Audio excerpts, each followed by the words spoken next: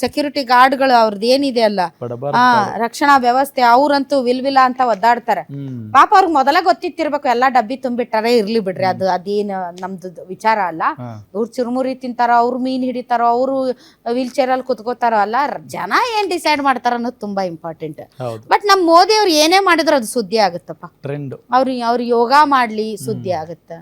ಇಲ್ಲಿ ಬಂದು ನಮ್ದು ಇದೈತಲ್ಲ ಯಾವ್ದದು ಸಫಾರಿ, ಇಲ್ಲಿಗೆ ಸಫಾರಿಗೆ ಬಂದ್ರು ಅದು ದೊಡ್ಡ ಸುದ್ದಿ ಆಗುತ್ತ. ಅವ್ರ ರೋಡಾಗ ಓಡಾಡಿದ್ರು ಸುದ್ದಿ ಆಗುತ್ತ. ಇನ್ನೊಂದ್ ಸುದ್ದಿ ಮಾಡಿದ್ರಪ್ಪ ಸೋಷಿಯಲ್ ಮೀಡಿಯಾದಲ್ಲಿ, ಅವ್ರ ಕಲರ್ ಬಗ್ಗೆನೂ ಈಗ ದೊಡ್ಡ ಸುದ್ದಿ ಅಪ್ಪ. ಅಂದ್ರೆ ತಮಿಳ್ನಾಡಿಗೆ ಬಂದಾಗ ಒಂದಿಷ್ಟೇನೋ ಅವ್ರದ್ ಕಲರ್ ಡೌನ್ ಆದಂಗ ಆಯ್ತಂತ, ಇಲ್ಲಿ ಹೋದಾಗ ಇನ್ನೊಂಥರ ಕಲರ್ ಆಯ್ತಂತ. ಏನ್ ಮೋದಿ ಅವ್ರ ಪಾಪ ಏನ್ ಮಾಡಿದ್ರು ಕಷ್ಟ ಆಯ್ತಪ್ಪ. ಅವ್ರು ಒಂದಿಟ್ಟು ಕರ್ರ ಕಾಣಂಗಿಲ್ಲ, ಒಂದಿಟ್ಟು ಬೆಳ್ಳಕ್ ಕಾಣಂಗಿಲ್ಲ, ಒಂದ್ ಡ್ರೆಸ್ ಚೇಂಜ್ ಮಾಡಂಗಿಲ್ಲ, ಒಂದು ಪೋಸ್ ಕೊಡಂಗಿಲ್ಲ. ಪಾಪ ಏನ್ ಮಾಡಂತಿ ಅವ್ರನ್ನ, ಹೌದಲ್ವಾ?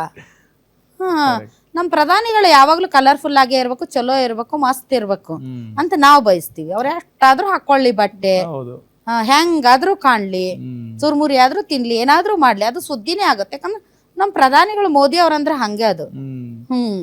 ಇನ್ನು ಹೊಟ್ಟೆ ಹುರ್ಕೊಳ್ಳೋರು ಹುರ್ಕೋತಿರ್ತಾರ ಅಷ್ಟೇ, ಏನು ಮಾಡಕ್ಕಾಗಲ್ಲ.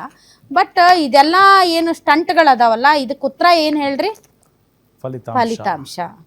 ಮೇ 4ನೇ ತಾರೀಕು ಮೋದಿ ಅವರು ಚುರುಮುರಿ ಜೊತೆಗೆ ಸ್ವೀಟ್ ಹಂಚ್ತಾರೋ, ಇಲ್ಲ ಅಕ್ಕ ಮಮತಾ ಮೇಡಮ್ ಅವರು ಇನ್ನೇನೇನ್ ಹಂಚ್ತಾರೋ ಗೊತ್ತಿಲ್ಲ. ನೋಡೋಣ, ಕಾದು ನೋಡೋಣ.